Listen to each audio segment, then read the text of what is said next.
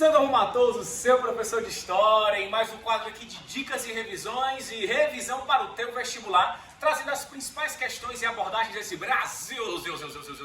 Bora nessa, homenageando o NHB, só os fera cabulosos, hein? Vamos lá, minha gente. Hoje vamos falar sobre Congresso de Viena, revoluções liberais e também o processo de unificação da Itália e da Alemanha.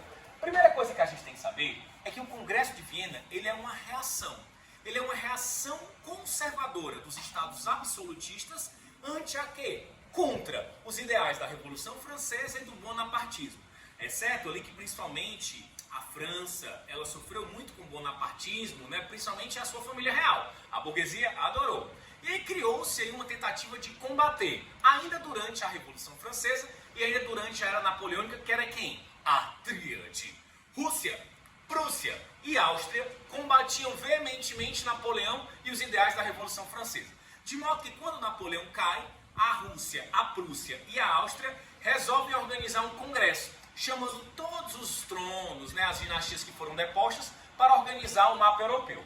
Então, a gente vai ter a criação do Congresso de Viena. Slow down, you crazy child. Então, né, vai ser lá em Viena, eles vão juntar todos esses monarcas e vão redefinir o mapa europeu. Para isso, eles seguem 3 princípios. Presta muita atenção que isso aqui não cai, menino. Isso aqui despenca na prova. Então, é o princípio da legitimidade, restauração e equilíbrio das forças. Pelo princípio da legitimidade, quem é que tem direito a tomar o trono?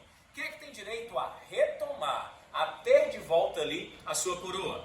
Eram as dinastias que foram depostas pelo Napoleão. Tá certo?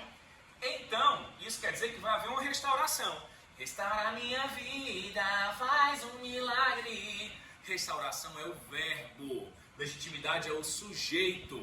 E aí, eles vão pegar o mapa da Europa e vão mudar alguns padrões de alguns territórios para tentar equilibrar as forças. A gente pode falar que tem, então, um redesenho do mapa europeu.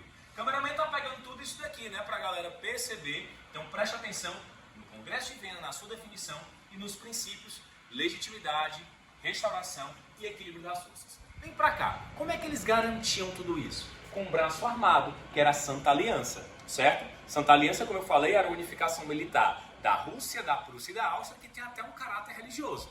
Lembra também que a Inglaterra e a França vão acabar se juntando e vão formar o Concerto Europeu, fazendo uma referência à música.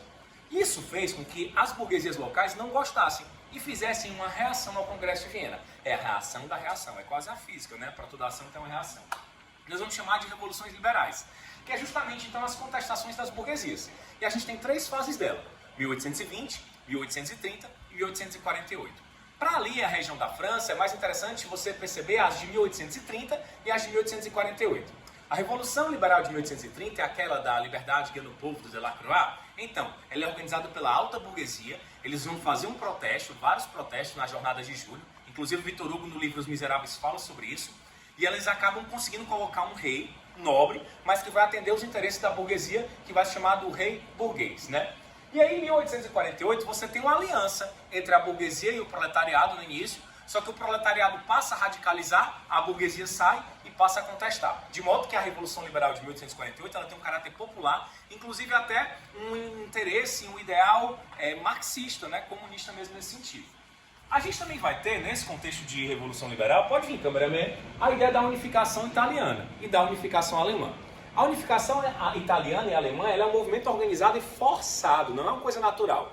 A Itália e a Alemanha, na verdade, a Confederação Germânica, eram bem, como nós podemos dizer assim, diferentes, bem dispersas, mas havia uma certa unidade.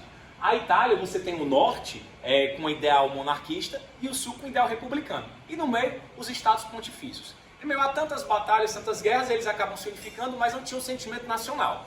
Na Alemanha, a briga entre Prússia e Áustria, e o principal característica aqui é o Zollverein, a união aduaneira das confederações germânicas, da Confederação Germânica, certo? Quer dizer o quê? A burguesia industrial quer eliminar os impostos aduaneiros, os impostos de circulação tributária da alfândega, para que você possa, então, ter uma maior unidade. Falei de unificação italiana, eu estou falando que é preciso primeiro forçar o nacionalismo, porque a Itália se uniu e não tinha esse interesse nacional, não tinha um ideal nacionalista. E na Alemanha, o Zollverein, a união aduaneira para eliminar os impostos de alfândega.